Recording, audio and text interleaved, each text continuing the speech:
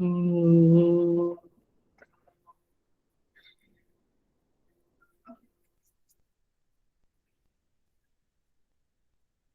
mm,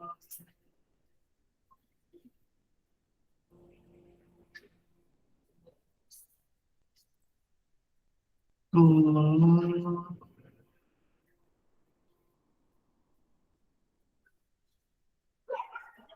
ॐ सहना भवतु सहनौ भुनक्तु सह वीर्यं करवावहै तेजस्विनावधीतमस्तु मा विद्विषावहै ॐ शान्ति शान्ति शान्तिः समस्त जन कल्याणे निरतं करुणामयं नमामि चिन्मयं देवं सद्गुरुं ब्रह्मविद्वरम्.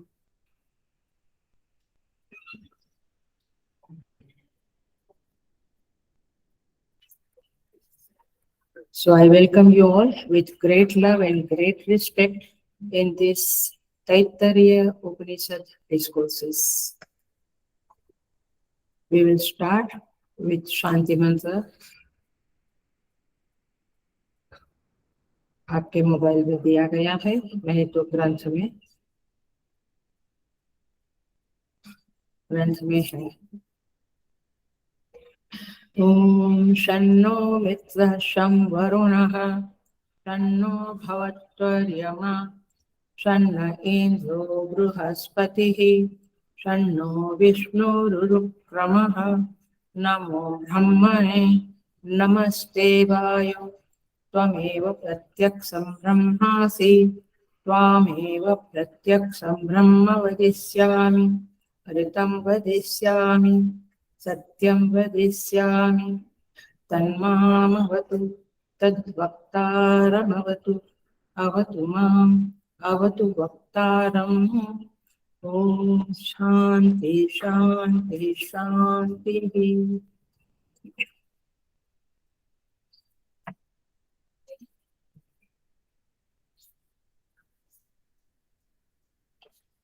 So one mantra we will chant. द्वितीय अनुवाक प्रथम मंत्र, page number 22 in Shankar Bhashya. We'll just chant. Page number 22, द्वितीय अनुवाक in Bhashya.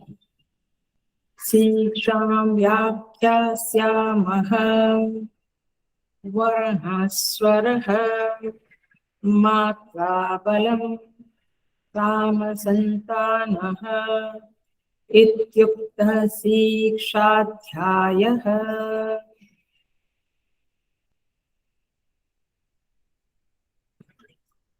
तो हम प्रथम शांति मंत्र को समझेंगे, फिर हम मंत्र में प्रवेश करेंगे.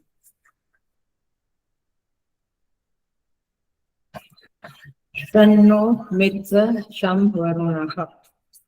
पहले मैं ट्रांसलेशन करती हूँ, फिर हम थोड़ा सा समझेंगे. मित्र माने सूर्य देवता. मित्र माने सूर्य देव. शन्नो मित्र शं वरुणः. वरुण देवता है, एक्सप्लेन हम बाद में करते हैं.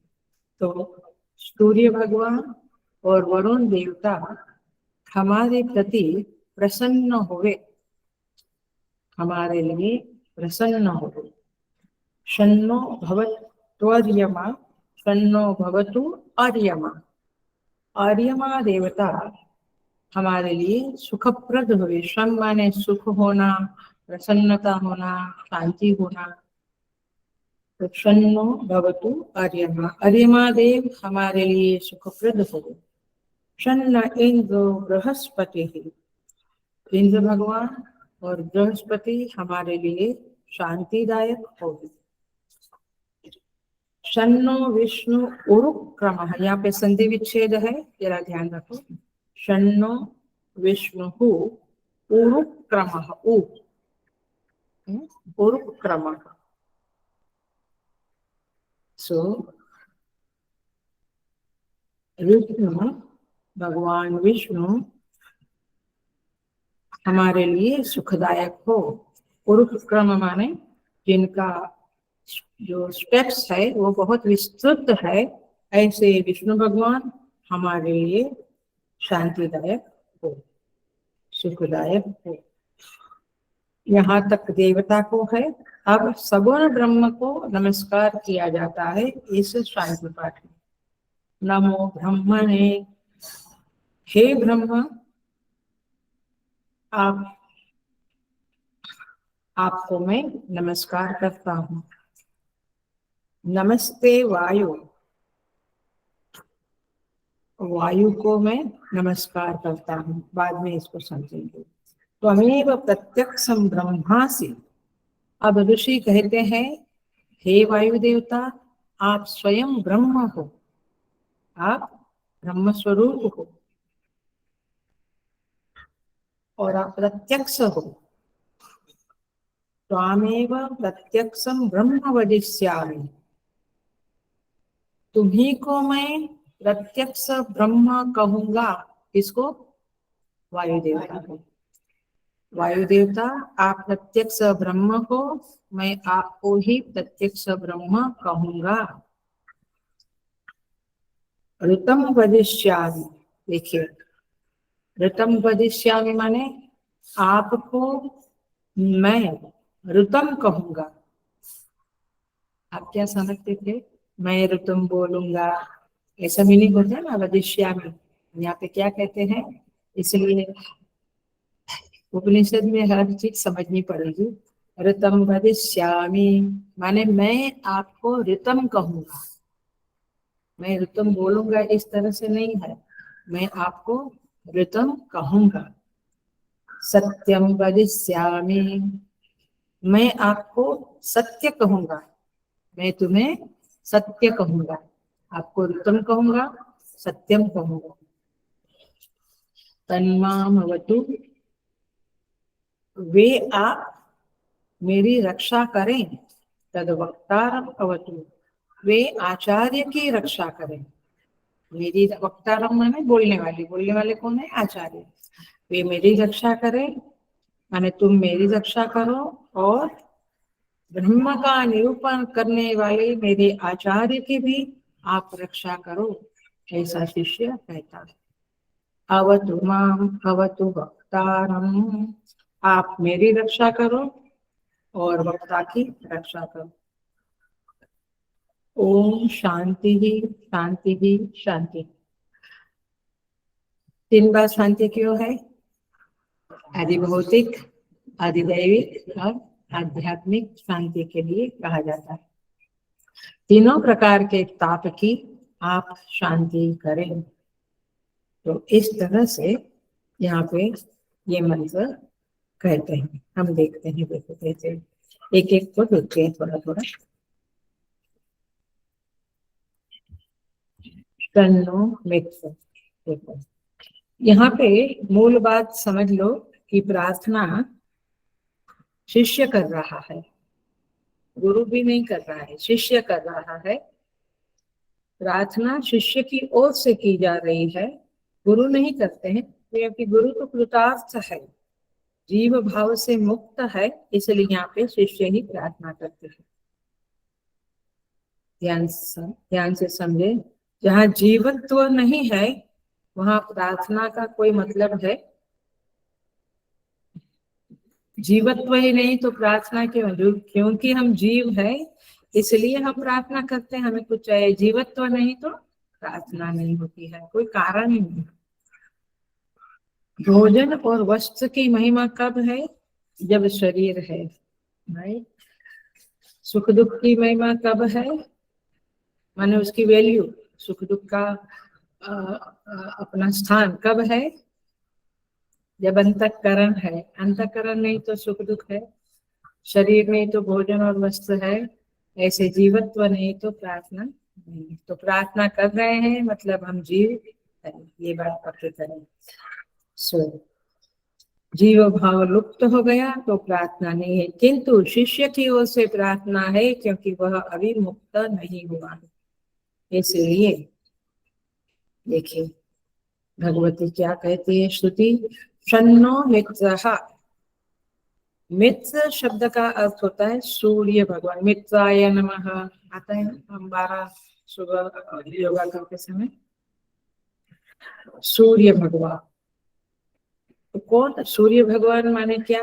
ये हुआ अधिभौतिक या अधिदैविक संदर्भ में, लेकिन आध्यात्मिक संदर्भ में जो हमारी प्राण वृत्ति है, सांस चलती है ना, प्राण वृत्ति है, उसके अभिमानी देवता सूर्य है। ये अभिमानी शब्द याद आता है, बहुत बार समझाया है ऑफलाइन क्लासेस में भी और इधर भी। अभिमानी माने क्या है समझाऊंगी मैं, कि मुझे पता है कि ये वर्ड और खास करके इंग्लिश वालों को थोड़ा शायद समझेगा, मैं इंग्लिश बोलूंगी तो। अभिमान माने आइडेंटिफिकेशन, तादात्म्य भाव। लेकिन आप पकड़ लेना इस बातों को। सो जो प्राण वृत्ति है हमारी, उसके अभिमानी देवता सूर्य कहलाते हैं। ऋषि जब कहता है शन्नो मित्र, तो क्या कहता है? हे सूर्य देव, आप प्रसन्न होवे। करेक्ट। इसका क्या मतलब हुआ? सूर्य माने प्राण वृत्ति के अभिमानी देवता, और दूसरा अर्थ है दिन के अभिमानी देवता। सूर्य दिन दिन के अभिमानी देवता और प्राण वृत्ति के अभिमानी देवता। आप देख रहे हैं, दिन के अभिमानी देवता माने अधिभौतिक है ना, और प्राण वृत्ति कहाँ है? बाहर के अंदर है। तो आध्यात्मिक दोनों तरह से सूर्य भगवान को कहा गया है। समझ में आ रहा है? आप प्रसन्न हो ये सूर्य भगवान माने क्या? तो ये दिन के अभिमान, आप कनेक्ट करो, थोड़ा थिंकिंग चिंतन करना हम सीखे।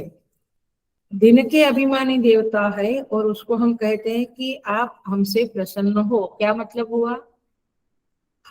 हमारा दिन अच्छा होए। पकड़ा आपने बात है? हाँ। अभी जब शांति मंत्र पढ़ेंगे तो इस तरह से पढ़ना, समझ। हमारा दिन विघ्न से रहित होवे, और हमारी प्राण वृत्ति, हम कहते हैं ना थक गए, विटामिन खाओ, ये खाओ, प्राण वृत्ति पुष्ट रहे, माने सबल रहे, मजबूत माने अच्छी रहे। We have a good breathing strength. कई लोग कुंभक नहीं कर सकते हैं, आधी मिनट तो ज्यादा है, 10 सेकंड में थक निकल जाता है प्राण। प्राण वृत्ति सबल रहे, पुष्ट रहे का मतलब है लंबा कुंभक कर सके हम। बट कुंभक करने का यहाँ बात नहीं है, यहाँ बात है प्राण वृत्ति पुष्ट रहे, तो दिन विघ्न से रहित हो और प्राण वृत्ति पुष्ट रहे, जीवन में ऊर्जा बनी रहे, क्रिया शक्ति उद्दीप्त रहे। We can do lots of work, थोड़ा काम करके थक गए वाला मामला नहीं। तो ये हम भगवान सूर्य को प्रार्थना करते हैं, शन्नो मित्र, उसका यह अर्थ है। तम वरुणः, आप देखो वरुण देवता, वरुण देवता रात्रि के अभिमानी देवता है। रात्रि के नाइट, रात के अभिमानी देवता वरुण है। अभिमानी माने आइडेंटिफिकेशन, मतलब कि तादात्म्य भाव, मतलब कि मालिकी भाव। मैं एक शब्द समझाऊंगी, देहाभिमानी, ये सुना है ना? देहा माने क्या? देह का अभिमानी माने क्या?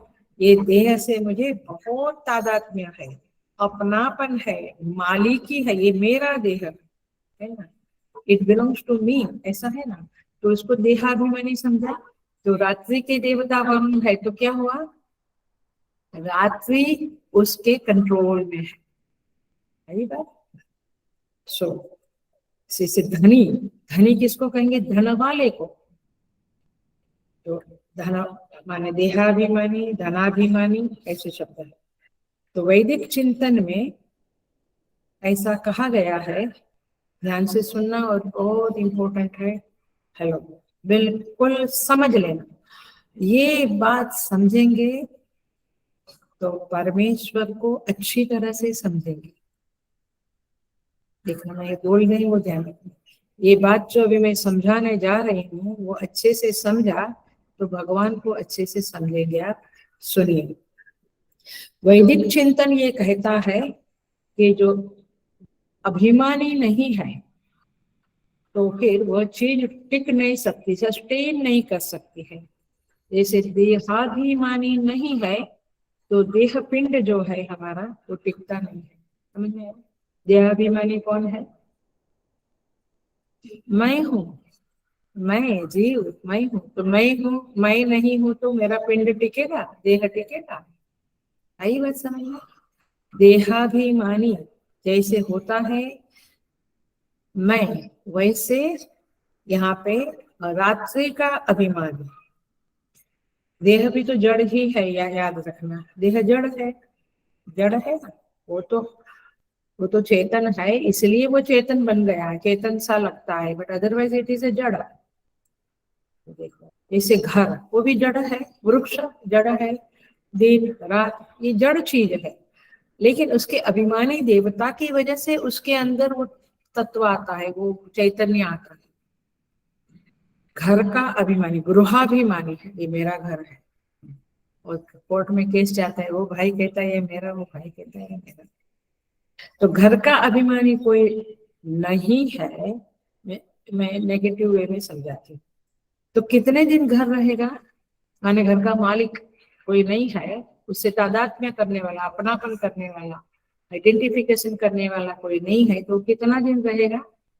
तो कोलेप्स हो जाएगा। मतलब ये हो कि कोई खिड़की चोरी करके ले जाएगा, कोई दरवाजा चोरी करके ले जाएगा, बल्ब, ट्यूबलाइट सब हो जाएगा ना। तो इसी तरह से ये रात्रि जो नियमित रूप से 12 घंटा दिन, 12 घंटा रात्रि का माने नियमित रूप से रात्रि आती है जाती है, दिन आता है जाता है, कौन कंट्रोल करता है? कौन? वरुण है, वरुण रात्रि के अभिमानी होता है। तो इस तरह से प्रॉपर्टी है, धन है, जो भी है, बिना स्वामी के रह नहीं सकता, उसका मालिक नहीं, उसका अभिमानी नहीं, तो चीजें रह नहीं सकती। रास्ते के वृक्ष देखो, कोई भी नारियल उतार के ले जाएगा, और आपका घर की क्या बोलते हैं वो घर का कंपाउंड के अंदर है तो नोबडी कैन टेक। सो माने हर चीज को, अब याद रखें, हर चीज को मालिक अथवा अभिमानी जो कहो चाहिए। निर्जीव चीजें भी अनाथ नहीं रह सकती है। यदि वो अनाथ रही तो हो गया। तो छोटी छोटी चीजों को भी नाथ चाहिए, कोई आइडेंटिफिकेशन वाला चाहिए। तो अब समझे, राष्ट्र को भी एक मालिक की जरूरत है। नहीं तो माने राजा की, नहीं तो अराजकता हो जाती है। विश्व को, अब आ गई मैं मेन पॉइंट पे, विश्व को भी मालिक की जरूरत, कोई नाथ की जरूरत है। और इसीलिए सृष्टि अनाथ है। Good, very good. अनाथ नहीं है, ये सृष्टि का कोई मालिक है, कोई नाथ है, जगन्नाथ है। और इसीलिए ये नास्तिक जो है उनके पास यदि तर्क शक्ति है तो वे समझेंगे, अन्यथा जिद्द वाले हैं तो नहीं समझेंगे। तो इतनी बड़ी सृष्टि बिना नाथ नहीं चल सकती है, इसीलिए उस परमेश्वर को मानना पड़ता है। एक गांव है छोटा सा, उसका भी कोई अभिमानी, पंचायत होती है, पता है ना, 5 परमेश्वर, पंच परमेश्वर। सो इस तरह से आप समझे। देखिए, आपको याद होगा रामचरितमानस में याद आता है प्रसंग, हनुमान जी जब लंका में प्रवेश करते हैं, हाँ, तो कौन? लंकेनी, याद आता है?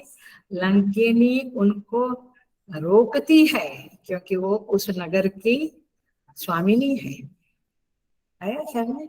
अभिमानी है, स्वामिनी माने अभिमानी है। सो और क्या कहती है? जाने हूँ नहीं मर मुँह शठ मोरा, हे शठ तुम मुझे जानते नहीं हो मैं कौन हूँ, मेरी परमिशन के बिना अंदर जाना चाहते हो।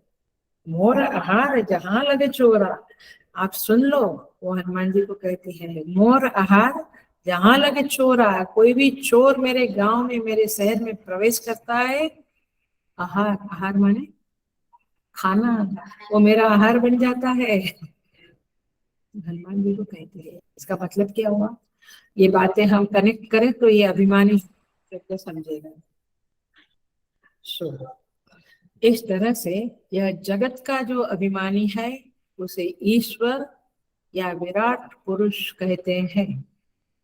वही विराट पुरुष है, वही ईश्वर है। और इसीलिए यहाँ पे ऋषि प्रार्थना करते हैं, ये सूर्य देव जो दिन के अभिमानी है और जो प्राण के अभिमानी है, ये सूर्य देव मेरा दिन निर्विघ्न हो और मेरी प्राण वृत्ति पुष्ट, मुझ में सदा ऊर्जा बनी रहे। और वरुण देवता को कहते हैं शन्नो वरुण वरुण, माने वरुण देवता मेरी रात्रि सुखद हो। ये बड़ी अच्छी बात है, नहीं तो रात को नींद टूटती है, आती नहीं है, सब प्रॉब्लम्स है सब। तो शन्नो मित्र शन वरुण, आप प्रसन्न। वरुण देवता का और भी एक कार्य है, वे आध्यात्मिक में अपान वृत्ति से जुड़े, जैसे सूर्य प्राण वृत्ति से जुड़े हैं, पांच वृत्ति है ना, प्राणापान समान वगैरह। सो अपान वृत्ति के अभिमानी देवता वरुण है। और अपान क्या करता है, अपान वायु,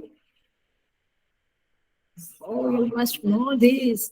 इसीलिए तो हम जब भगवान को ये करते हैं, नैवेद्य चढ़ाते हैं, तो बोलते हैं ये पांचों वृत्ति हमारे शरीर में बहुत बड़े रोल करती है। शायद मैंने कई बार समझाया है पहले इसी ऑनलाइन में। अपान वृत्ति विसर्जन का कारण है, मल विसर्जन का कारण है। तो अपान वृत्ति वाले के आइडेंटिफाई करने वाले वरुण देवता को प्रार्थना है। एक तो रात्रि के देवता है, तो रात्रि मेरी सुखद होवे और मेरा विसर्जन अच्छी तरह से हुए, जिससे मुझे स्वास्थ्य प्राप्त हुए, अवांछित द्रव्य निकल जावे। तो ये वरुण देवता को आई थिंक ये मंत्र बोलते डेली बोलना, एटलीस्ट अब तैतरीय उपनिषद चालू है तब तक रोज सुबह उठ के और रात को 2 बार बोला करो कम से कम। उस तरह से तो हमारे जीवन में ये मंत्र आ जाएगा। और ये प्रेयर समझने के बाद तो आपको लगेगा ये करनी चाहिए। हम लोगों का चिन्मय मिशन में जो कोर्सेस होते, वेदांत कोर्स होता है, सीताबाड़ी में कहो या कर्नाटक में या इधर पवई में, साउथ में भी है, तो जहां पर भी ये एक नियम है, पूज्य गुरुदेव के समय से एक नियम है कि before the class we come 10 minutes early. हम लोग 10-15 मिनट जल्दी आते हैं और 10 शांति मंत्र चैंट करना होता है। और उसके बाद कोई आया तो क्लास में आने को नहीं मिलता है। इस तरह का गुरुदेव का शासन था, अभी भी है। सो शन्नो मित्र शं वरुणः। आगे बढ़ते हैं। शन्नो भवति अर्यमा। ये अर्यमा कौन है, आध्यात्म में चक्षु का अभिमानी देवता है और अधिभूत में आदित्य है। आदित्य माने सूर्य ही। तो आध्यात्म में चक्षु का अभिमानी देवता और अधिभूत में आदित्य है, दोनों का अभिमानी देवता अर्यमा कहलाता है। इसका अर्थ क्या हुआ, शन्नो भवति अर्यमा, शन्नो भवत्वर्यमा, ऐसे मंत्र है। अभिप्राय यह है कि हमारी जो दर्शन क्रिया है, देखना है, वो स्वस्थ रहे, माने कैटरेक्ट जल्दी आवे, आंख दुखे, आंख लाल होवे, बहुत सारे प्रॉब्लम होते हैं कुछ न कुछ। तो आंख ये बहुत इंपॉर्टेंट फैकल्टी है और उसके देवता अर्यमा है। तो तात्पर्य यहाँ पे क्या हुआ, ये उपलक्षणा बोलते हैं, उपलक्षणा से अथवा लक्षणा से जो भी बोलो, हमारी आंख ठीक रहे, हम स्वस्थ देखें, इसका अर्थ है सारी इंद्रियां ठीक रहे। हमारी इंद्रियों में देखना, सुनना, स्पर्श, शब्द स्पर्श रूप रस गंध, ये पांचों सामर्थ्य बने रहे। आया। और फिर उसके द्वारा अंतःकरण भी हमारा स्वस्थ रहे, मतलब कि पांचों ज्ञानेंद्रियों के द्वारा जो ज्ञान धारा अंतःकरण में आती है वो निर्विघ्न बने आवे। क्या मतलब हुआ? माने मन कभी इधर उधर है तो आंख ने देखा तो भी पता नहीं। उपनिषद सुना इसका क्लास? सुना, लेकिन क्यों? अंतःकरण। तो यहाँ पे कहते हैं मेरे अंतःकरण में ज्ञान की धारा स्वस्थ रहे। तो इस तरह से ये प्रार्थना है, सन्नो भवत्वर्यमा। अब कहते हैं कि सन्नो सन्न इंद्रो बृहस्पति ही। अब इंद्र और बृहस्पति को प्रार्थना करते हैं। इंद्र में क्या है? इंद्र का आइडेंटिफिकेशन क्या है? वो कौन है? स्वर्ग का राजा, माने बल। बल ये इंद्र का, इंद्र बल का अभिमानी देवता है। तो इसीलिए ऋषि प्रार्थना करते हैं मेरे देह में बल बना रहे। शन्नो इंद्र माने हे इंद्र देव, आप मेरे लिए सुखदायक होए, आप मुझसे प्रसन्न होए, मतलब मेरे शरीर में बल बना रहे। क्या वीकनेस के लिए क्या खाते हैं आप लोग? विटामिन की गोली। वीकनेस ना रहे, बलवान रहे शरीर मेरा। और एवं मेरे अंतःकरण में बल बना रहे, क्योंकि बल का देवता है तो शरीर को भी बल देवे, अंतःकरण को भी बल देवे, जीवन ही मेरा बलवान होवे, ऐसा इंद्र भगवान को प्रार्थना है। सन्न इंद्र बृहस्पति ही। अब देखना थोड़ा सा लिटिल बिट, हेलो, जरा सा कठिन आ रहा है, आप उसको समझने की अवश्य कोशिश करना। बृहस्पति वैसे क्या मानते हैं हम, किसके देवता है? जब हम तत्वबोध पढ़ते हैं तो उसमें जो चार्ट बनता है कि चक्षु का देवता सूर्य, रसनेन्द्रिय का वरुण इत्यादि, तो बृहस्पति किसके देवता है? हम मानते हैं बुद्धि के देवता मानते हैं ना। लेकिन देखो यहाँ पे दोनों चीजें भगवान भाष्यकार ने स्पष्ट किया है। बृहस्पति वाणी के देवता भी है, राइट। तो ऋषि क्या मांग करता है? देखो, आप मेरे प्रति प्रसन्न होवे हे बृहस्पति। इसका अर्थ क्या हुआ? क्योंकि वे वाणी के देवता है, इसलिए यहाँ पे अर्थ ये हुआ, ध्यान से पकड़ लेना। मैं जो बोलना चाहता हूँ, जिस बात को, जिस भाव को व्यक्त करना चाहता हूँ, उसे व्यक्त करने में समर्थ हो। ये बहुत बड़ा वाक्य है, आप समझ रहे हैं? क्योंकि मेनी मेनी मेनी टाइम्स हम जो कहना चाहते हैं we are not able to convey, क्योंकि हमारी वाणी स्पष्ट नहीं है। We are not having clarity in speaking. सामने वाला बोलते है तू आधा घंटा बोला लेकिन मुझे समझा ही नहीं कि तू क्या कहना चाहती, क्योंकि वाणी में वो ताकत नहीं है। तो बृहस्पति का क्या अर्थ है? आप मुझसे शन्नो इंद्र बृहस्पति ही, माने हे बृहस्पति, आप मुझसे प्रसन्न हुए। I should be a great communicator. Communication भी एक आर्ट है, तो इसीलिए अभिव्यक्ति की कला मुझ में आवे, उस कला का सामर्थ्य मुझ में आवे, ये बृहस्पति भगवान को प्रार्थना है। कितनी सुंदर सुंदर प्रार्थना है, पूरी अपने जीवन से लगकर है। तो बृहस्पति देवता वाणी के देवता है और बुद्धि के भी देवता है। आप समझो बात को, वाणी और बुद्धि उसका गहरा संबंध है। वाणी और बुद्धि उसका गहरा संबंध है। इसलिए सरस्वती को भी, माता को भी बुद्धि की देवी भी कहा गया है, और उस, है ना, बुद्धि, और उसको वाणी नाम भी पड़ा है, उसका नाम वाणी है। तो देखो कैसे दोनों का संबंध है। जब हम बोलते हैं तो हमारे विचार साथ साथ में चलते हैं, तो जो किया है थिंकिंग ऑल्सो गोस। तो कई बार ऐसा लगता है कि विचार और वाणी में भेद नहीं रहता है, जैसे बोलते हैं, जैसे विचार आते हैं हम बोलते हैं। जब हम सोचते हैं तो वो वाणी है या विचार? आप जब सोचते हैं, आप अंदर बोलते हो कि नहीं? आप अपने विचार को सुनते हो?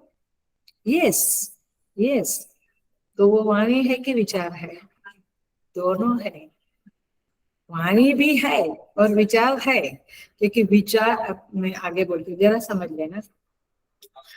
वो वाणी वैखरी नहीं है, जो मैं अभी बोल रही हूँ उसे वैखरी वाणी कहती। चार वाणी है अपने पास, याद है ना? वैखरी, मध्यमा, पश्यंती, परा। तो ये वैखरी नहीं है, लेकिन ये मध्यमा जरूर है। वैखरी माने ये मुंह से बोला जाता, मध्यमा माने गले में, कंठ में, पश्यंती हृदय में, परा नाभि में। परा नाभि में हम लोग बोलते भीमसेन जोशी परावाणी से गाते हैं, नाभि से गाते हैं। और मुझे भी याद है, मैं कुछ समय शौक था तो सीखती थी, तो गुरुजी बताते थे, हमारे म्यूजिक के गुरुजी, नाभि से बोलना, गाना चाहिए ऐसा।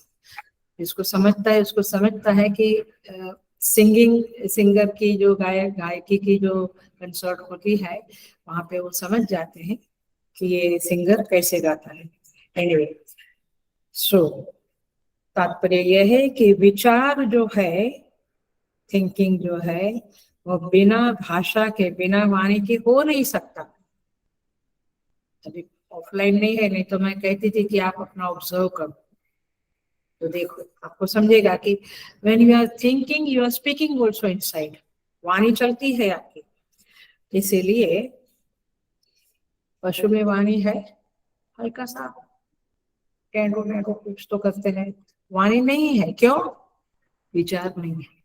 यही बात समझ, विचार नहीं है, बुद्धि इतनी डेवलप नहीं है। सो जो कोई भी विचार करना चाहता है, उनके पास भाषा कहो अथवा वाणी कहो होती ही है। Both are connected. और बृहस्पति, बात बृहस्पति की चल रही है, बृहस्पति देवता जो है वे वाणी के भी देवता है और ज्ञान के भी देवता है, विचार के भी, बुद्धि के भी देवता है। अब आगे एक प्रश्न आता है, तो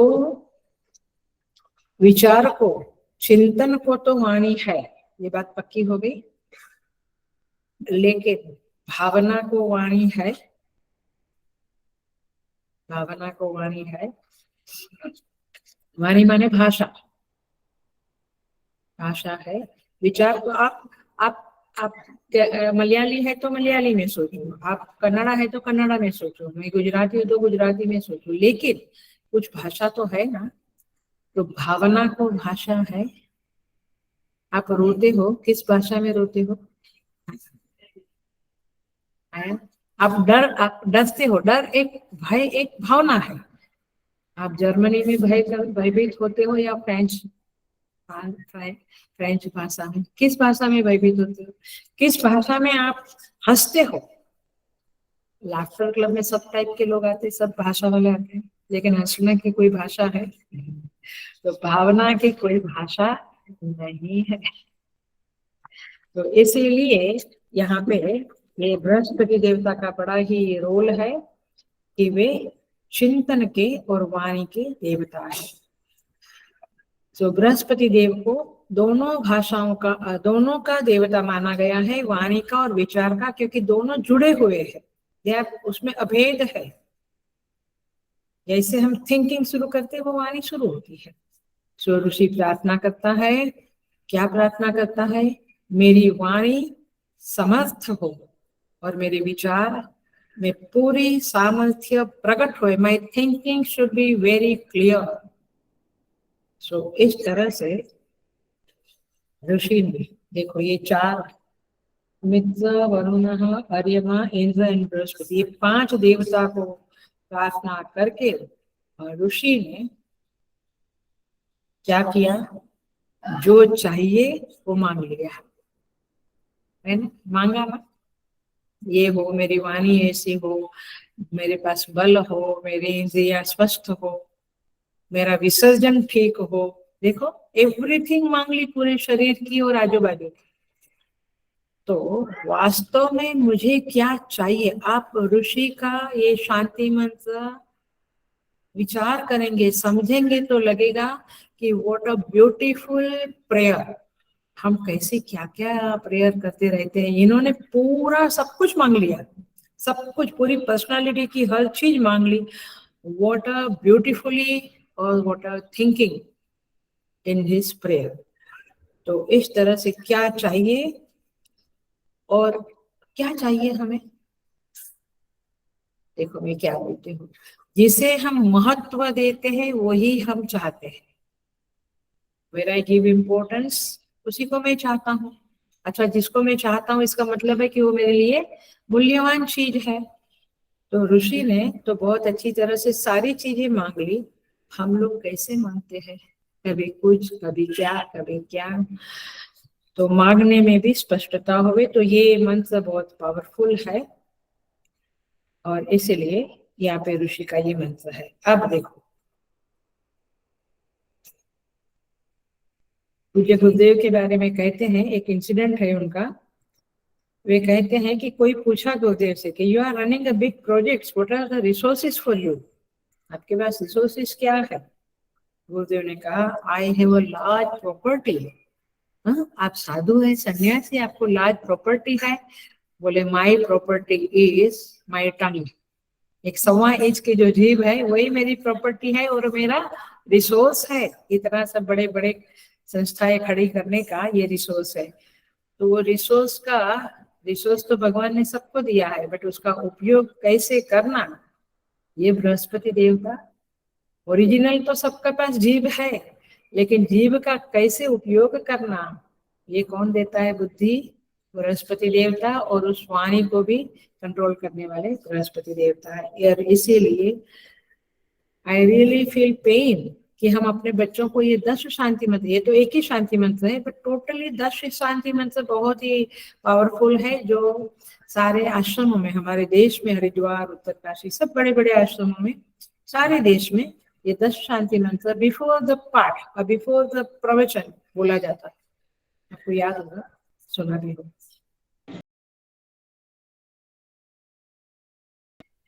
तो इस तरह से यहाँ पे कहते हैं। अब आगे बढ़ते हैं। शन्नो विष्णु रुरुक्रमः। विष्णु माने भगवान विष्णु, आप हमसे प्रसन्न रहे।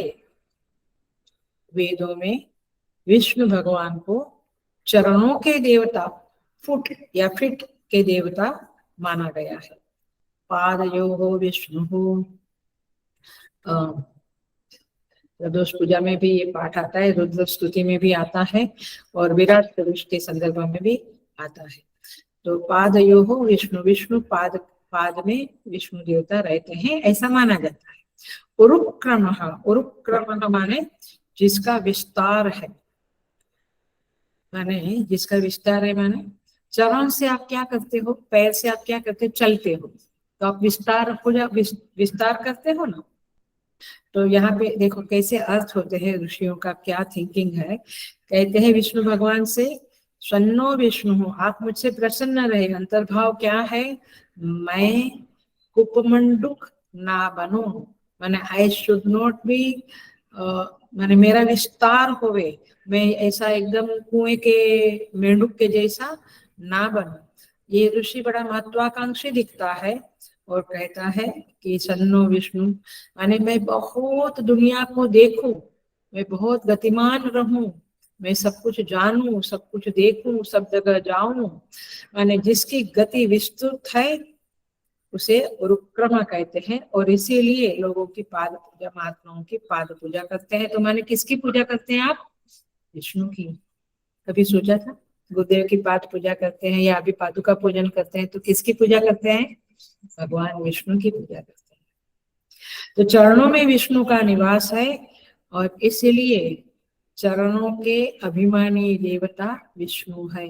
इसलिए कभी कोई भक्त लोग कहते हैं, मुझसे बात करते हैं तो कहते बार बार गिरजा में का हो गया है आजकल।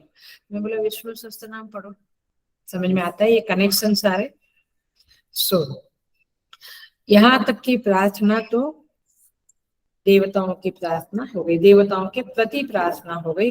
अब आगे सगुण ब्रह्म की प्रार्थना है, जो आधा मंत्र है वो देवताओं का है। अब आगे सगुण ब्रह्म की, सगुण भगवान की प्रार्थना है जो जीव के संदर्भ के रूप में है। नमो ब्रह्मणे, नमो ब्रह्मणे माने हे ब्रह्म, मैं आपको नमस्कार करता हूँ। वैदिक काल में भगवान को जो प्रभु सत्ता है उसे ब्रह्म कहते थे। उसी को कुरान में क्या कहते हैं? राम, कृष्ण, देवी, दुर्गा, ये नाम पड़े हैं, वो किसके पड़े हैं? ब्रह्म के ही है। लेकिन पुराणों के राम और कृष्ण हम जानते हैं, वैदिक काल के जो ब्रह्म है उसके प्रति हमारा माने जनरली लोगों का झुकाव नहीं है, क्योंकि राम और कृष्ण बोलने में, उसके भजन गाने में एक रस लगता है, तो ठीक है। बट हमें वैदिक साहित्य भी जानना चाहिए, क्योंकि मूलतः हम कौन है? वैदिक है। हम लोग सब वैदिक वैदिक है, माने सनातन धर्म माने क्या? वैदिक धर्म। तो वेद की आज्ञा में रहने वाले को वैदिक कहते हैं। अब ये वाक्य तो आपको सोचना पड़ेगा, क्या बोला? वेद की आज्ञा में रहने वाले लोगों को वैदिक कहा जाता है। हम कितना वेद की आज्ञा में रहते हैं वो हमें सोचना है। ये हिंदू जो है ना, हम हिंदू है, ये हिंदू वैदिक शब्द नहीं है, याद रखना। ये ऐतिहासिक शब्द है। इतिहास में सिंधु नदी से हिंदू बन गया, लेकिन ये हिंदू शब्द वैदिक नहीं है। हम वैदिक है और इसीलिए हम जनेऊ पहनते हैं। अब जनेऊ का एक आया है ये शब्द नमो ब्रह्मणे, तो उसके आधार पे बता दे जनेऊ क्यों पहनी जाती है। इसका मतलब है, हे भगवान, हे वेद भगवान, मैं आपकी आज्ञा में प्रतिबद्ध हूँ, व्रतबद्ध हूँ। मैं आपकी आज्ञा में रहने की सौगंध खाता हूँ। जनेऊ पहनाने का मतलब ये है, बच्चों को जनेऊ देते हैं ना, तो ये है। वेद में कितने मंत्र है, ऋचाएं है? 1,00,000, 1,00,000, 96,000 ऋचाओं का प्रतीक मानते हैं यज्ञोपवीत को। कितनी पवित्र चीज है। इसलिए वयम वैदिकाः एवं स्मर्तव्यम, हमें अपने को हिंदू या भारतीय शब्द ठीक है, लेकिन हम वैदिक है, वेद को मानने वाले हैं, ये हमें याद रखना है। तो नमो ब्रह्मणे, नमस्ते वायु, ये वायु को नमस्कार नहीं, ये जो बहता है ना, क्या एयर बोलते हैं आप, हवा, वो नहीं है। वायु का अर्थ होता है प्राण। वायु अंदर लेते हैं, बात प्राण। और प्राण का अर्थ प्रश्नोपनिषद में क्या किया हमने?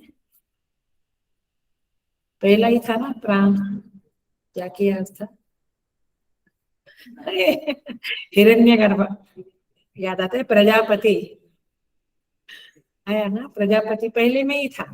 तो इसका अर्थ होता है हिरण्यगर्भ प्रजापति, माने जो कर्म फल का दाता है। देखो, नमस्ते वायु माने क्या कहा? कर्म फल के दाता को नमस्कार है, कर्म फल दाता को नमस्कार है। तो वायु कौन हुआ? ईश्वर की साक्षात मूर्ति हुआ। और इसीलिए, और वायु क्या करता है? सबके ऊपर उपकार करता है। देखो कैसे आचार्य लोग समझाते हैं, आप समझे इसे, नहीं तो हम सिंपल सिंपल वायु को नमस्कार, इंद्र को नमस्कार, ऐसे नहीं, इसके अर्थ इस तरह से होते हैं। अच्छा लगता है ना? आज रोज पढ़ते हैं हम लोग सन्नो मित्र पर। तो देखो क्या अर्थ होता है कि हे वायु देवता, आप सबके उपकारी हो, क्योंकि सांस के बिना तो हम जी नहीं सकते, तो उपकार करते हो। लेकिन आपका जो उपकार है वो हमें रिकॉग्नाइज्ड है। आर वी रिकॉग्नाइजिंग हिज उपकार? उपकार रिकॉग्नाइज करते तो हम ये सन्नो मित्र बोलते थे। तो आपका रोल तो सबके जीवन में है। उसी तरह से ये वायु माने हिरण्यगर्भ, ईश्वर, परमेश्वर, उसका रोल भी, वो भी सतत सभी जीवों के ऊपर उपकार करते रहते हैं, लेकिन हमें उनके उपकार की याद नहीं रहती है। तो ईश्वर की जीवों के जीवन में वही स्थिति है, पकड़ लेना, ईश्वर की जीवों के जीवन में वही स्थिति है जो जीवों की, जो वायु की जीवों के जीवन में स्थिति है।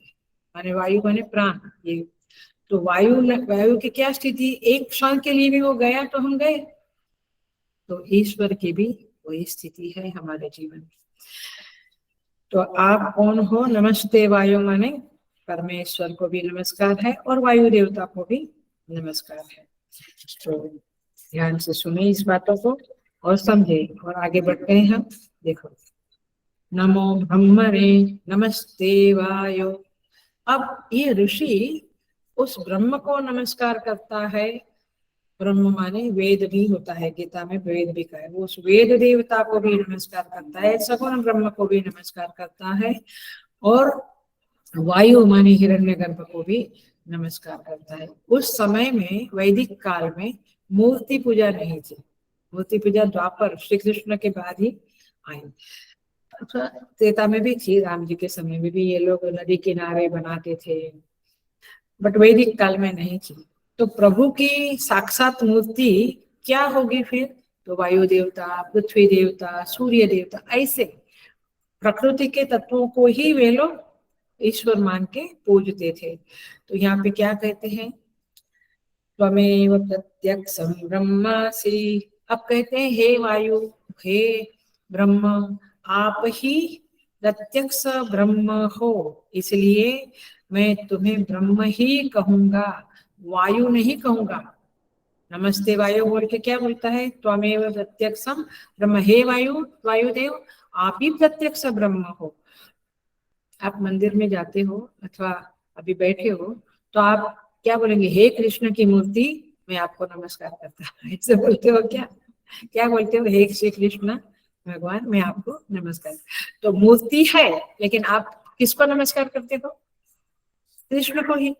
ऐसे वायु है, बट वायु को क्या बोलते हैं? आप ही प्रत्यक्ष ब्रह्म हो। जैसे हम श्री कृष्ण की मूर्ति में कृष्ण का आरोप करते हैं, वैसे वायु में ब्रह्म का आरोप हुआ है। पकड़ में आई बात? ख्याल में आया? तो त्वमेव प्रत्यक्षम ब्रह्मासि। अब सन्नो मित्र मंत्र बोलते समय ये बातें याद रखना, तो आपको और कनेक्शन लगेगा, है ना? सो त्वमेव प्रत्यक्षम ब्रह्मासि। तो हम कहते हैं त्वामेव, हाँ, फिर त्वमेव प्रत्यक्षम ब्रह्मासि। अब आगे देखो, अब पकड़ लेना और इस तरह से सोचने की, चिंतन करने की आदत डालें हम। त्वामेव प्रत्यक्षम ब्रह्म वदिष्यामि। अब समझा? वदिष्यामि माने मैं बोलता हूँ। त्वामेव प्रत्यक्षम ब्रह्म, आपको ही मैं प्रत्यक्ष ब्रह्म कहूंगा। वायु का स्पर्श होता है ना हमको जब हवा बहती है, तो वो कौन है? ब्रह्म है। समझो, त्वामेव प्रत्यक्षम ब्रह्म वदिष्यामि, मैं आपको ही प्रत्यक्ष ब्रह्म कहूंगा, आपको ही ब्रह्म कहूंगा। अब कहते हैं ऋतम वदिष्यामि, सत्यम वदिष्यामि। बहुत बढ़िया है ये, बहुत बढ़िया है। सच में बहुत दुख ही होता है कि बच्चे छोटे गुरुकुल में पढ़ते थे जो ये सब कुछ पढ़ते थे, अभी मोबाइल में हरी जाने क्या पढ़ते हैं। ऋतम और सत्यम दोनों ही वैदिक शब्द है, टेक्निकल वर्ड है वेद के। दोनों का अर्थ तो सत्य होता है, लेकिन हम उसको थोड़ा भेद है, उसको समझेंगे। ऋतम माने कर्तव्य बुद्धि, ऋतम वदिष्यामि माने कर्तव्य बुद्धि। अब कर्तव्यतया निश्चितम अर्थम बुद्धो, भगवान भाष्यकार कहते हैं बुद्धि में जो मेरा कर्तव्य क्या है, what is my duty at this time, ये कर्तव्य के बारे में जो निश्चित बुद्धि प्राप्त होती है वो कौन है? परमेश्वर ही है, वो ब्रह्म ही है। सो जो निश्चित, जो अर्थ निश्चित किया जाता है उसे ऋतम बोलते हैं। मतलब मैं वेद पढ़ता हूँ, शास्त्र पढ़ता हूँ, उस शास्त्र को पढ़ने के बाद उसके प्रकाश में मुझे जो समझ प्राप्त होती है, शास्त्र तो पढ़ते हैं बट मेरे दिमाग में कुछ समझ प्राप्त होती है, और फिर उस समझ के अनुसार मैं अपना कर्तव्य डिसाइड करता हूँ। समझ में आती है बात? हम लोगों ने 20 साल की उम्र में घर छोड़ा है, तो सन्यासी बनते हैं वो 15, 20, 5, 7, 10 साल की उम्र में घर छोड़ते हैं। उनकी बुद्धि में क्या कर्तव्य आया?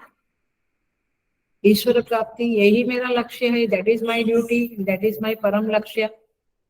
संसार वाले लोग क्या कहते हैं, पहले पढ़ो, शादी करो, फिर भगवान के लिए वानप्रस्थ में जाओ या सन्यासी बनो।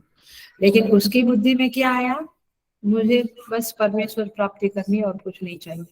तो ये क्या है, रितम, समझ में आता है। उसकी बुद्धि में जो शास्त्र पढ़ने के बाद या पिछले जन्मों के संस्कार के कारण जो उसकी बुद्धि में अपना कर्तव्य निश्चित होता है ना, मैं डॉक्टर बनूं, मैं समाज सेवक बनूं, मैं मंत्री बनूं, मैं एक्टर बनूं, ये संसार की चीजें हैं, बट जो भी है, तो कर्तव्य जो निश्चित होता है अकॉर्डिंग टू द स्क्रिप्चर, उसे कहते हैं, उस निश्चित अर्थ को अर्थात उस बिलीफ को, उस मान्यता को रितम कहते हैं।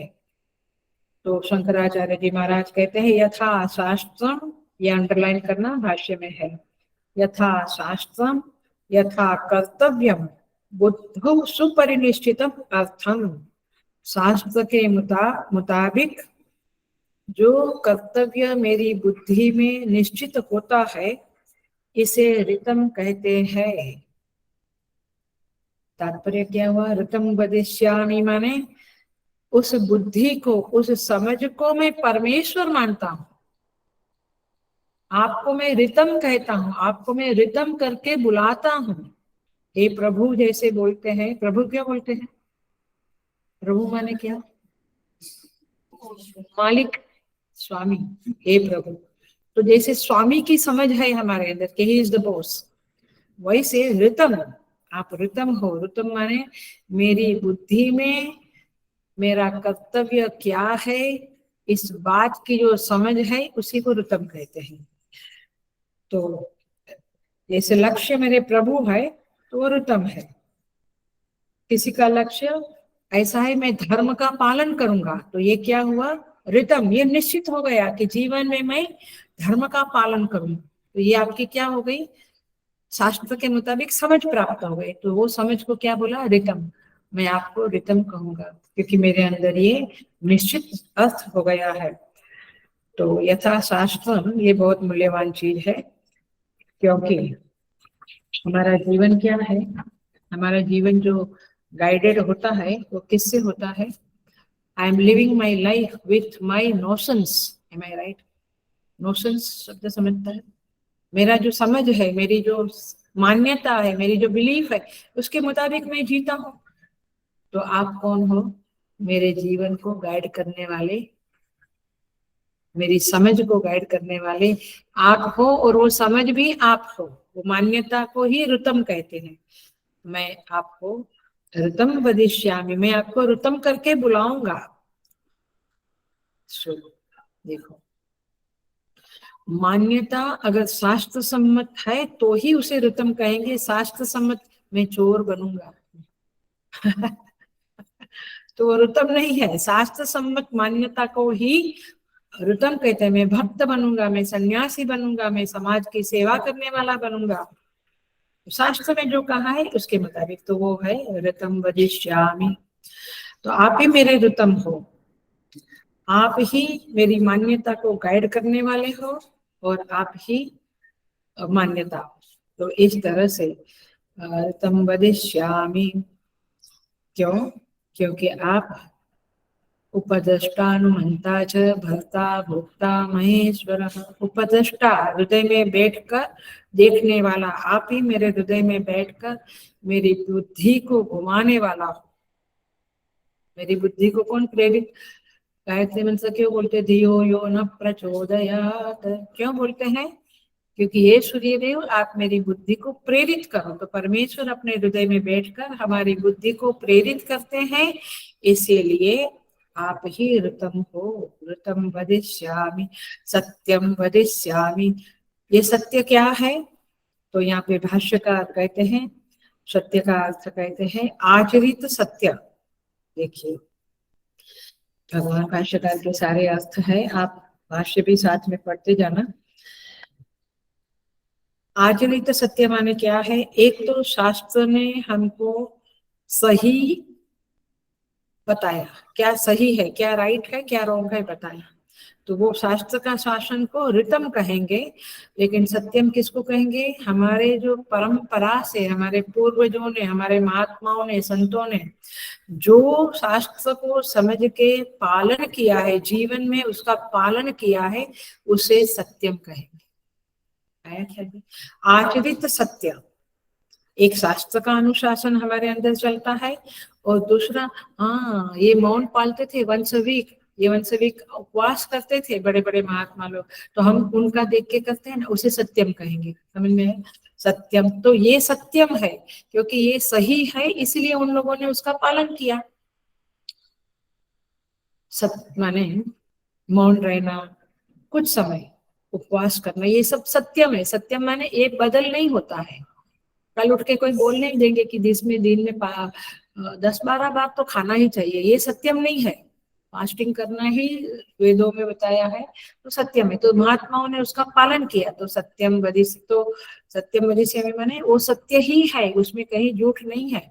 इसीलिए मैं आपको सत्यम कहूंगा। माने उस महात्माओं से आचरित जो परंपरा है, जो ट्रेडिशन है, वो ट्रेडिशन भी आपका ही रूप है।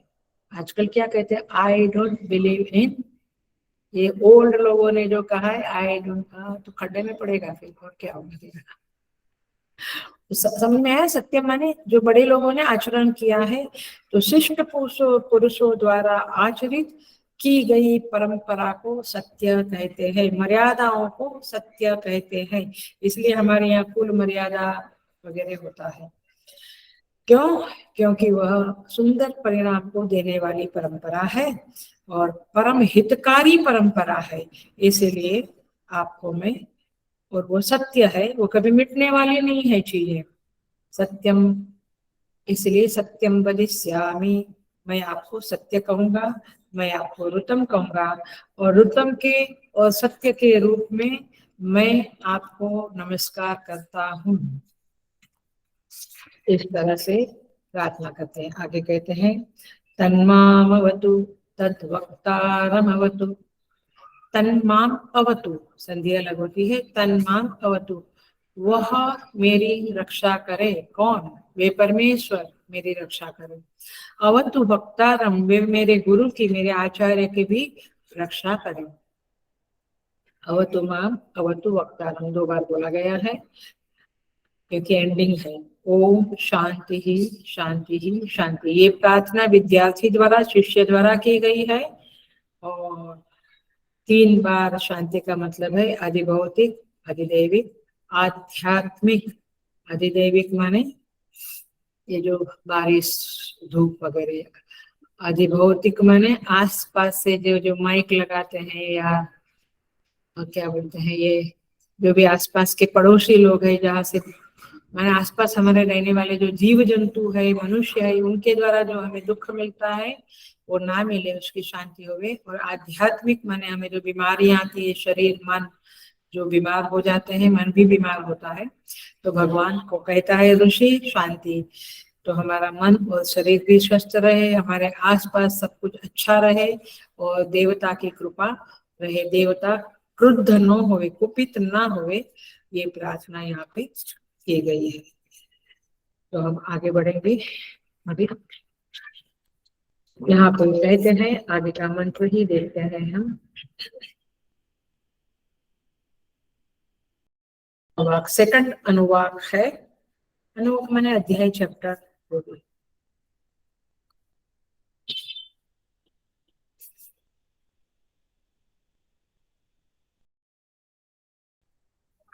शिक्षा के बारे में व्याख्या करते हैं। वर्ण, स्वर, मात्रा, बलम, पेज नंबर 22 इन शंकर भाष्य, पेज नंबर 22 इन शंकर भाष्य, 22 द्वितीय अनुवाकः। ये मिला ना सबको? उसमें है क्या है? शिक्षा क्या है? वर्ण, स्वर, मात्रा, बलम, साम, संतान। कितना हुआ? 6। बोलते बोलते ही समझ लेना चाहिए। वर्ण, स्वर, मात्रा, बलम, साम, संतान। अब देखो क्या है, इसका क्या अंडरस्टैंडिंग है, इसको हम अब ये बहुत ही इम्पोर्टेंट मंत्र है, लेकिन जितना होएगा उतना हम करते हैं। शिक्षा माने क्या? टीचिंग। शिक्षा माने टीचिंग। क्या टीचिंग है यहाँ पे? क्या टीचिंग की बात करते हैं? उच्चारण के बारे में बात चल रही है। शिक्षा का पढ़ाना माने टीचिंग, बोलना, उच्चारण। उच्चारण माने क्या बोलते हैं? प्रोनाउंस। अच्छा, आपने भी गीता चैंटिंग कंपटीशन में प्रोनाउंसिएशन में मार्क दिया है, इसलिए प्रोनाउंसिएशन बोलते हैं। ठीक है, मुझे बहुत इंग्लिश का नहीं जमेगा कि एग्जैक्टली शिक्षा माने उच्चारण माने प्रोनाउंसिएशन, बट ठीक है, उच्चारण माने तो हमारा उच्चारण शुद्धतम हो। एक्चुअली ये जो उच्चारण के बारे में कुछ बातें श्रुति माता बताती है। क्यों ऐसा क्यों बताती है कि उच्चारण में कोई दोष नहीं होना चाहिए? क्योंकि देखो, पहले जरा सा बताते हैं एक बात। शिक्षा शब्द ग्रंथ में श्री दीर्घ है, लॉन्ग। आप लोग लॉन्ग एंड शॉर्ट बोलते हैं, तो हम लोग दीर्घ और ह्रस्व बोलते हैं। हम लोग माने हिंदी संस्कृत में ह्रस्व एंड दीर्घ बोलते हैं। तो यहाँ पे शिक्षा दीर्घ है। बेसिकली शिक्षा शब्द ह्रस्व है, सी, क्योंकि पाणिनि व्याकरण के अनुसार श्री दीर्घ ह्रस्व है, लेकिन वेदांत वेद जो है उसमें दीर्घ आया है, तो इसे छांदस प्रयोग कहते हैं। छांदस प्रयोग माने वेद का प्रयोग है ये।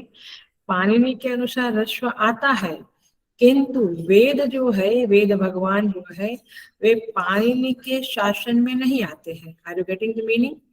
पाणिनि का जो शासन है उसके अंदर वेद भगवान नहीं आते हैं, और इसीलिए यह शिक्षा शब्द जो दीर्घ लिखा है वो वैसे ही चैंट करना है, वैसे ही रखना है, उसमें बदलाव नहीं होना चाहिए। ये वैदिक उच्चारण है, उसे वैसे ही पढ़ना चाहिए। तो वेद की प्रतिज्ञा है कि अब मैं शिक्षा की व्याख्या करने जाता हूँ। शिक्षा माने सीखने की जो आधारभूत बातें हैं, सीखने की जो आधारभूत बातें हैं, जिसके बिना शिक्षा हो नहीं सकती है, वो बताने जा रहा हूँ, ऐसा ऋषि यहाँ पे कहते हैं। हम कुछ बोले, भाषा बोले, और उच्चारण शुद्ध न होवे तो प्रभाव नहीं पड़ता है। इसलिए भाषा का जो माधुर्य है, लालित्य है, जो इफेक्ट है, उसके लिए आप ये 6 चीजों को देखें, वर्ण, स्वर एक्सेट्रा। 6 आपको 6 पॉइंट्स है जो आपको समझना पड़ेगा, जो आपको सीखना पड़ेगा। पहला शब्द है वर्ण। वर्ण माने क, ख, ग, व्यंजन। वर्ण माने व्यंजन, और स्वर माने अ, आ, ई। लेकिन यहाँ पे व्यंजन ठीक है, लेकिन स्वर का अर्थ यहाँ पे अलग किया गया है। ये शिक्षा वल्ली में। पाणिनि में स्वर की भाषा व्याख्या क्या है, परिभाषा क्या है? पाणिनि व्याकरण में परिभाषा क्या है स्वर की? जिसके बिना व्यंजन का उच्चारण हो नहीं सकता। क, ख, ये हलंत हलंत नीचे आता है ना, बट उसमें अ मिलाया तो क, ख है ना। तो जिसके बिना माने व्यंजन का उच्चारण न हो सके उसे स्वर कहते हैं, लेकिन इसमें अलग है। तो वर्ण क्या है? वर्ण में आपको क, ख, ग, घ, च, छ, ज, ज वगैरह, उसमें आपको उच्चारण स्थान के बारे में माहिती होना चाहिए। मैंने जब ये बात समझेंगे आप, तो आपको समझ में आएगा कि या कहाँ क्या गलतियां हो रही, इवन हमारे भी और दूसरों के भी। तो मैं बता ही देती हूँ, जान लीजिए। देयर आर 5 प्लेसेस, 5 जगह है हमारे मुंह में जहां से हम बोलते हैं। तो पहला है कंठज्ञ, कंठ्य, सॉरी, कंठ। कंठ में से बोलते, कंठ माने गला के अंदर, कंठ। हाँ, कंठ से बोलते क, ख, ग, घ, ङ, ये कंठ्या है। फिर सेकंड है तालव्य, च, छ, ज, ज। तीसरा है इसका टेबल भी मैं मुझसे ले लेना और ग्रुप में डाल देना, और ये ग्रुप में भी डाल देना राधश्री। ओके जी अम्मा। सो तीसरा है, ताकि थोड़ा सा इसके ऊपर विचार करने से हम अपनी उच्चारण शैली बेटर कर सकते हैं। मूर्धन्य, तीसरा है मूर्धन्य। देखो आप ऊपर के उस पे लगाते हैं, ट, ठ, ड, ढ। फिर चौथा है दंत्य, तथ, द, धन। दंत्य, दांतों को टच करके, तथ, द, धन। फिर ओष्ठ्य, होठों को जिसमें उपयोग करते, प, फ, ब, भ। तो हमारी एक सिख माने एक देरी से ऋषि मुनियों का ये रिसर्च है कि हम जब बोलते हैं इसी तरह से बोले। कई लोग गले से बोलते हैं, कई होठ बंद नहीं करते हैं, या वगैरह वगैरह। ये पांचों का जो स्थान है, उस स्थान में जिस व्यंजन को जिस स्थान से बोलना चाहिए उसी स्थान से बोलना चाहिए। फिर ऊष्म वर्ण बोलते हैं। ये सब वर्ण माने ये उच्चारण विधि में ये सिखा रहे हैं, वेद सिखा रहे हैं हमें, वेद माता। तो उसमें ऊष्म वर्ण आते हैं, श, श, स। मुझे बहुत अच्छा नहीं लगता है, लेकिन अंतस्थ वर्ण माने य, र, ल, व। इसको क्या बोलते हैं? अंतस्थ वर्ण। फिर ऊष्म वर्ण, फिर कंठ्य, तालव्य, मूर्धन्य, दंत्य, ओष्ठ्य। ये इस तरह से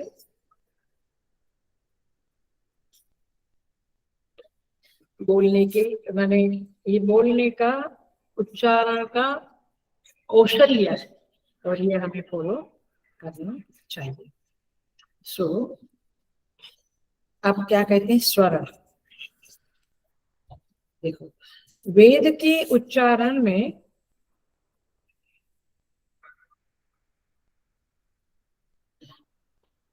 उदात्त, अनुदात्त और स्वरित, ऐसे 3 भेद होते हैं। जब वेद के मंत्रों को या जो भी ऋचाएं हैं हम पढ़ते हैं, तो हर एक में उदात्त होता है, अनुदात्त होता है और स्वरित होता है। ऐसे 3 भेद होते हैं, है ना। हम तो सीधा सीधा बोलते हैं, बट वेदों की जो ऋचाएं हैं उसमें 3 भेद होते हैं। सुर को उत्कर्ष देने वाला जो है वो उदात्त स्वर है, माने उदात्त है, माने उत्कर्ष। और नीचे ले जाने वाले को अनुदात्त बोलते हैं, और मध्य को स्वरित बोलते हैं। आपने देखा होगा ऊपर एक लाइन है, एक नीचे, खास करके रुद्रम पढ़ते हैं तो आपको पता चलता है कि एक नीचे लाइन है वो अनुदात्त है, ऊपर लाइन है वो उदात्त है, और बीच में स्वरित है। और उसी के मुताबिक चैंटिंग करते समय हम करते हैं। सो वेद में अनुशासन है कि वहां पे कोई भी वर्ण ऐसा नहीं है जो उदात्त, अनुदात्त और स्वरित ना हो। देखो एक बात और कह देने जैसी है तो कह देते हैं। ये मंत्र जो है ना, गायत्री मंत्र या जो भी मंत्र है, उनको आपके बड़े बड़े संगीतकार लोग, माने गाने वाले लोग, गायक लोग गाकर गाते हैं। तो यहाँ पे आचार्य लोग कहते हैं कि ऐसा गाने से आप माने वो मंत्र को गाने से नुकसान होता है, अथवा कहो कि उसका जो फल मिलना चाहिए वो नहीं मिलता है, वो श्लोक हो जाता है, क्योंकि मंत्र नहीं रह जाता है। मंत्र तभी कहलाया जाएगा जब वेद की व्यवस्था के अनुसार उसका उच्चारण किया जावे, माने उदात्त अनुदात्त के द्वारा उसका उच्चारण किया जावे। वेद ध्वन्यात्मक है, it is a discipline, it has a discipline for sound. तो इसलिए कोई बड़े बड़े लोग गाते हैं तो हम भी कहते हैं ऐसे ही गाना है। हमको तो कोर्स के समय से पता है कि मंत्र बहुत डेंजरस चीज है, माने डेंजरस इन द सेंस कि आप उसको ऐसे गहरे गहरे की तरह गा नहीं सकते हैं। तो इसलिए जो यूट्यूब पे आता है वगैरह वगैरह, सावधान होना जरूरी है। तो इसलिए वेद कहते हैं, वेद के संदर्भ में आचार्य लोग कहते हैं कि मंत्र का क्रम भी बदल दिया आपने, उच्चारण बदल दिया, तो उसका वेदत्व भंग हो जाता है। जैसे आप कहते हैं ना, किसी चीज में से कुछ ले लिया तो फिर उसमें से कोई विटामिन नहीं मिलता, कुछ नहीं मिलता, ऐसे वेदत्व भंग हो जाता है और फिर आपका नुकसान होने की संभावना बढ़ जाती है। श्रीमद् भागवत में प्रसंग आता है कि त्वष्ट्रा ऋषि यज्ञ करते हैं, बहुत बड़ी कथा है, मैं बिल्कुल एंड का जरा सा बताती हूँ। तो त्वष्ट्रा ऋषि को इंद्र के ऊपर क्रोध आता है क्योंकि इंद्र ने उसके बेटे को मार डाला है। तो फिर वे प्रतिज्ञा करते हैं, मैं ऐसे संतान को उत्पन्न करूंगा जो इंद्र को मार देगा। और वो उत्पन्न होता है उसका पुत्र, और उसका नाम रखा है इंद्र शत्रु। इंद्र का शत्रु, बचपन से ही ये नाम रखा है, इंद्र का शत्रु, इंद्र शत्रु। तो जब होम करते हैं वे इंद्र के लिए, माने स्वर्ग में, तो फिर वे बोलते हैं इंद्र शत्रु विवर्धस्व। उसमें उदात अनुदात का गड़बड़ करने से, वैसे इसका अर्थ क्या होता है कि इंद्र का शत्रु वृद्धि पावे, माने ये होम हवन करने से इंद्र का शत्रु को वृद्धि हो, माने मेरे बेटा बलवान बने। इसके बदले वो उदात अनुदात का गड़बड़ हुआ तो क्या हो गया, मेरे लड़के का जो शत्रु इंद्र है वो बलवान बने। तो इसीलिए इंद्र का विशेषण हो गया शत्रु, और शत्रु रूपी जो इंद्र है उसकी वृद्धि हो, ऐसा अर्थ हो जाता है। तो उच्चारण विधि है, उच्चारण एक विधि है, एक एक एक उसका शास्त्र है, उसका नियम है। उस नियम को फॉलो नहीं करने से अर्थ का अनर्थ हो जाता है। फिर यज्ञ के जो नाम रखा था वो वृत्रासुर था आखिर में, और इंद्र के साथ युद्ध में इंद्र को मारने के बदले वो स्वयं ही मर गया। तो इस तरह से उच्चारण विधि बहुत जरूरी है और इसीलिए ये हमें सीखना चाहिए। मात्रा बलम, मात्रा माने क्या, मात्रा माने ह्रस्व दीर्घ ए ऐ आ, समझ में आता है, ये मात्रा है। तो कई जगह पर ह्रस्व दीर्घ का ध्यान नहीं रहता है, दीर्घ मात्रा है तो ह्रस्व बोलते हैं, ह्रस्व है तो दीर्घ बोलते हैं है ना। तो मात्रा दोष हो जाता है। मात्रा का मूल क्या है अर्थ, कालो ह्रस्व दीर्घ प्लुतः। कालो माने काल, समय, टाइम, कालो ह्रस्व दीर्घ प्लुतः। जैसे राम बोलते हैं म, फिर रामा बोलते हैं तो डबल समय लगा ना, यहाँ 1 सेकंड लगा तो वहां 2 सेकंड लगा। तो इस तरह से ये मात्रा जो है उसका ध्यान रखना चाहिए। मुझे लगता है कि हम बाद में ही करेंगे। इस तरह से बलम होता है साम संतान इत्युक्तः शिक्षा ज्ञाय, जो रह गया हम अगले क्लास में करेंगे। तो ये उच्चारण विधि हमें अच्छी तरह से ध्यान में रखनी चाहिए, और इस उच्चारण विधि के द्वारा आप समझो जो भी बड़े बड़े संगीतकार गायक होते, सिंगर होते हैं, जो भी एक्टर होते हैं, आप समझते ना, डायलॉग बोलने में नाम आता है, और मैंने हमें समझता है कि इनके डायलॉग माने इनके डायलॉग है, वो जो वजन होता है उनके बोलने में। कुछ कुछ एक्टर लोग फेमस है, गायक फेमस है, तो ये सब चीजें क्योंकि उन्होंने ये उच्चारण विधि सीखी होती है, और इस तरह से ही लोग आगे आते हैं, बढ़ते हैं। ऐसे ही कुछ ठीक है, ऐसे तो सब दुनिया वाले बोलते ही है। तो अगले क्लास में सीखेंगे। ओम पूर्णमदः पूर्णमिदं पूर्णात् पूर्णमुदच्यते पूर्णस्य पूर्णमादाय पूर्णमेवावशिष्यते। ओम शांति शांति शांति। हरि ओम। श्री गुरुभ्यो नमः। हरि ओम।